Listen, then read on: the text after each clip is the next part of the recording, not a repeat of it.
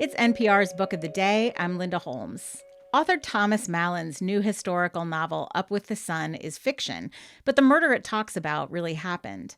The book is based on the real story of an actor named Dick Kallman who was murdered along with his partner in their New York apartment in 1980. He had never been hugely famous, but he worked, and in his personal life, he was, Mallon tells NPR's Scott Simon, sort of half in and half out, like a lot of artists at the time. Mallon says that despite some ugly behavior he portrays in the book, he wanted to show empathy for Kallman. Because, like every character in every book, a real historical figure asks a writer for some understanding. Let's put it this way. Dick Kallman was no Laurence Olivier, or Elvis, or even Tab Hunter, name you might have to look up. Dick Kallman was an actor and singer in the 1950s and 60s who had a few star turns on stage and in sitcoms and recorded a few songs.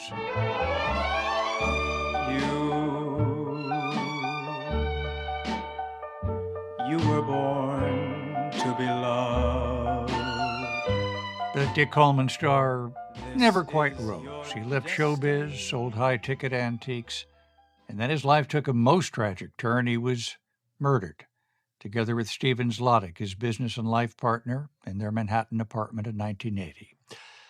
Thomas Mallon, who's been praised for his historical novels, including Henry and Clara, Watergate, and Fellow Travelers, has a new novel that centers on that relatively unremembered life. It's called Up with the Sun. Tom Mallon joins us now from Washington, D.C. Thanks so much for being with us. Thanks for having me, Scott.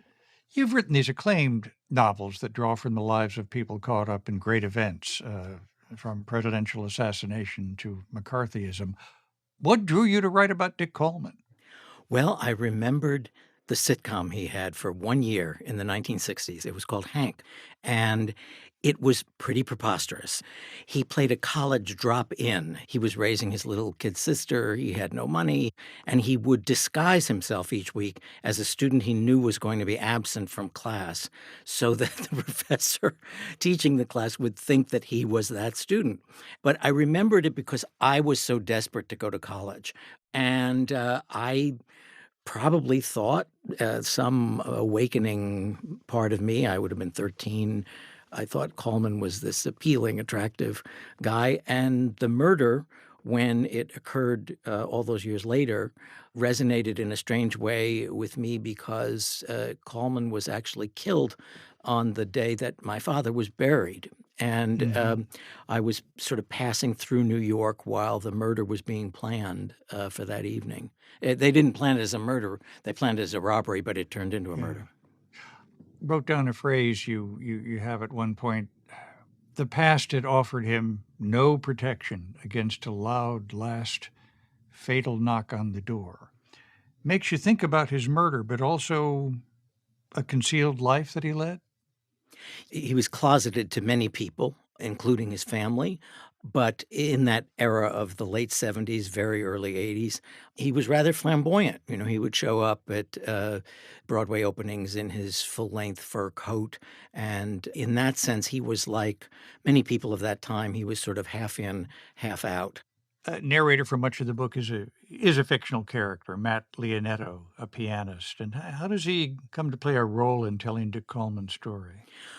Matt is Kallman's complete opposite. Kallman was brassy, pushy, difficult, alienated all kinds of people.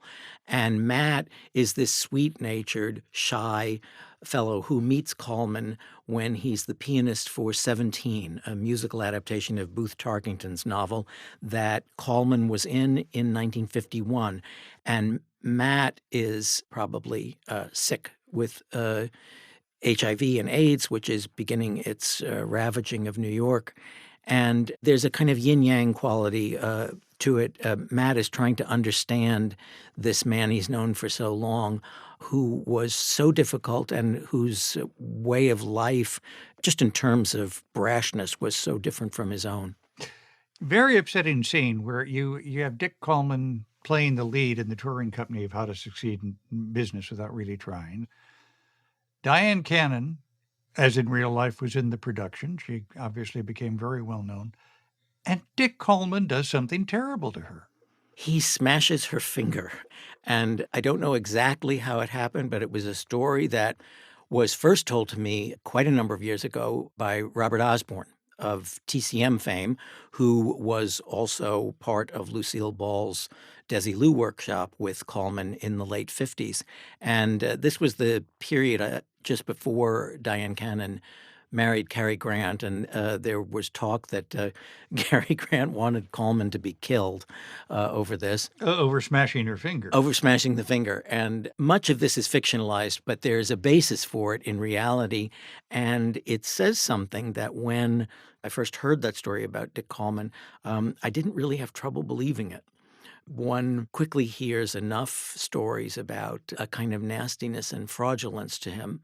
And yet, like any character in fiction, writing novels is always an exercise in empathy. You have to try to understand them. You have to get into their heads. You have to see things literally from their point of view. I want to read something very carefully with you that I've heard over the years from show business figures who happen to be gay, particularly of a generation where this wasn't the way many of them lived openly. I've had more than one say to me, well, we're used to acting. That's why we're in show business. Mm-hmm.